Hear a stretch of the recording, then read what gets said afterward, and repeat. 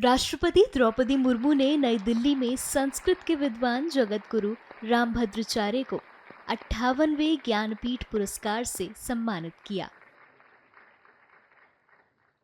ये सम्मान उन्हें नई दिल्ली में आयोजित एक भव्य समारोह में प्रदान किया गया।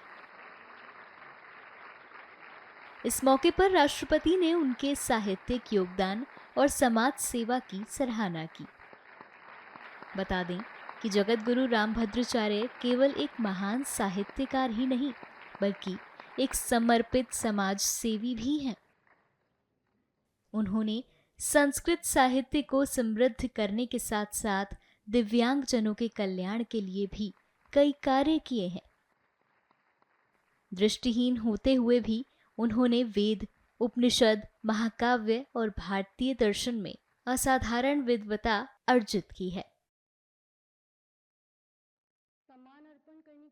ऐसे में ये सम्मान मिलने पर उन्होंने क्या कुछ कहा, सुनिए। संघर्ष जितना बड़ा होता है उत्कर्ष भी उतना ही बड़ा होता है। मैंने इतना लंबा संघर्ष किया तो मेरा उत्कर्ष भी इतना बड़ा हुआ। पहली बार किसी संत को ज्ञानपीठ पुरस्कार मिला है और यह मैंने किसी से उधार नहीं लिया है। कल भी मैंने यही बात कही, काम करके लिया है।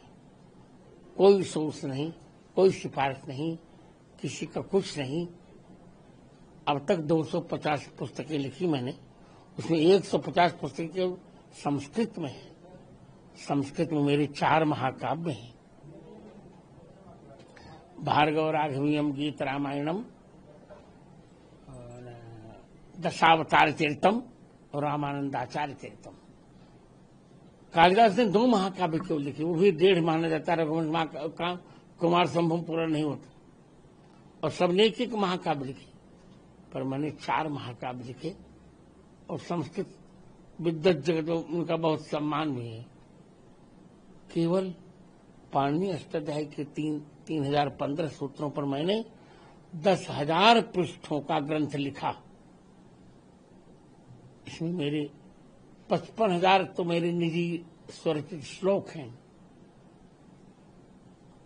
तो काम तो करने में मैं कभी हारा नहीं, अनहारूंगा। अब ज्ञानपीठ मिल गया है। अब आप लोग शुभकामना कीजिए कि ज्ञानम पातित ज्ञानपीठम, जो ज्ञान की रक्षा करे उसे ज्ञानपीठ कहते हैं। जीवन भर मैं इस सिद्धांत पर चलता रहूं, कभी मेरा मन न डिगे, यही आप लोग शुभकामना दीजिए। जय श्री राम। ऐसा है, मैंने ये बात पहले भी कही, इस कार्य के लिए निष्ठा चाहिए। जब भी थोड़ी सी भी स्वार्थ लिप्तता रहेगी तो व्यक्ति काम नहीं कर सकेगा। कर्मण्येवाधिकारस्ते मां फलेषु कदाचन। और मैं तो कहूंगा वेतन भोगी तो कभी कर ही नहीं सकता, क्योंकि उसके पास एक स्वार्थ होता है। अब तक जिन्होंने काम किया है संस्कृत और संस्कृत के लिए, वो वेतन भोगी नहीं थे और मैं भी वेतन भोगी नहीं हूं, इसमें इतना बड़ा काम मैंने किया। नहीं तो वेतन भोगी होता, मैं भी रिटायर्ड होता, मैं भी चक्कर में पड़ता कि हमारी सैलरी कम है।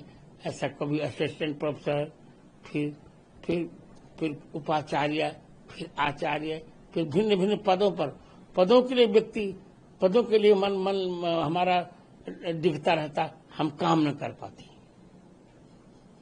मैं तो यही कहूंगा, जिसको भी भारतीय वैदिक संस्कृत के प्रति काम करना है उसे स्वार्थ निरपेक्ष होकर ही काम करना पड़ेगा।